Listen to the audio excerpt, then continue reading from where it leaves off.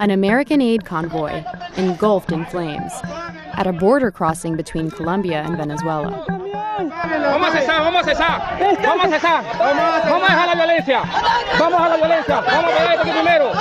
The scene has become a critical flashpoint in the political and economic crisis gripping the country.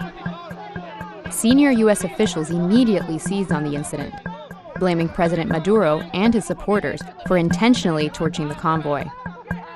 But an investigation by The Times calls this conclusion into serious question and shows that U.S. officials raced to judgment without the full facts. How did we get here? The Venezuelan crisis came to a head in early 2019, when opposition leader Juan Guaidó declared himself president in a bid to unseat Nicolas Maduro, whose authoritarian rule and economic mismanagement resulted in searing poverty. Backed by the U.S., Guaidó mobilized his followers to bring American aid into Venezuela, but Maduro blocked border crossings and denied entry. On February 23rd, 4 aid trucks arrived at a bridge on the Colombian side of the border. Guaidó supporters cleared a path and drove the trucks toward Venezuela. Security forces repelled them, firing tear gas and rubber bullets, and the aid trucks got stuck on the bridge. The Colombian government released this annotated footage of the standoff. They circle the Venezuelan police near the trucks before the fire breaks out. The implication appears to be that the Maduro regime caused the fire. But note the timestamp in the footage they circulated. It suddenly jumps ahead by 13 minutes and misses the critical moments leading up to the fire. We obtained previously unseen TV footage that fills this gap and tells a more complicated story. So let's back up the TV footage and see what happened. A small group of protesters starts throwing rocks and Molotov cocktails. We'll focus on this one protester. Here we see him throwing 2 Molotovs toward police. Let's look at this scene again. 4 trucks are stranded on the bridge. The protester approaches from here, behind the 3rd truck. He launches 1 Molotov, but the second one separates, and the burning rag veers off toward the trucks, not the police. Let's fast forward a little, and we'll synchronize the security footage. We can see that a fire has taken hold on one of the trucks. This is just 30 seconds after the burning rag landed in this area. This sequence of events shows the fire was most likely started by an errant Molotov, not by Maduro's security forces. In minutes, the cargo is ablaze. Uno de los camiones de la ayuda humanitaria se está quemando, señores.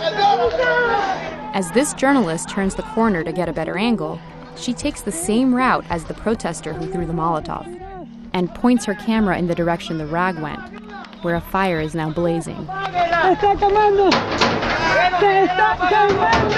This was the start of the fire that spread rapidly and consumed 3 trucks. Both police and protesters scrambled to contain the scene. As the chaos was unfolding, the incident quickly escalated into a political firestorm. A Venezuelan journalist tweeted this report, blaming Maduro. 12 minutes later, Senator Marco Rubio retweeted the unsubstantiated claim. National Security Advisor John Bolton weighed in soon after, and then USAID Administrator Mark Green claimed that Maduro had ordered the burning. Secretary of State Pompeo tweeted out the same visuals that evening. None of the U.S. officials offered any definitive evidence supporting their claim. They doubled down on Sunday talk shows. There's a sick tyrant, Maduro, who's denying food to starving Venezuelans and medicine to sick Venezuelans, burning trucks with... This is the worst of the worst of a tyrant. And officials continued to cite the burning trucks at the UN Security Council. Armed gangs, thugs and criminals released from prisons were mobilized to control the border. Their actions led to the burning of humanitarian assistance rather than its protection. It's true that Maduro has a horrific human rights record, and that he deploys armed gangs called colectivos to terrorize the opposition.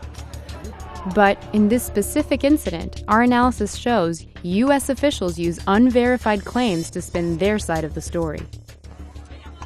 Officials we contacted either did not comment or failed to provide evidence supporting their claims. What happened on the bridge is a classic example of how misinformation spreads online. A rumor or unproven claim is made. It's amplified by influential people. Mainstream media brings it to the masses. Venezuelan National Guardsmen, under orders from President Nicolas Maduro, attacked 2 aid trucks yesterday, lighting them on fire. And in this case, there were real-life consequences. Effective today, the United States will impose additional sanctions on regime officials. And those new sanctions were triggered, in part, by the burning of aid trucks on the bridge.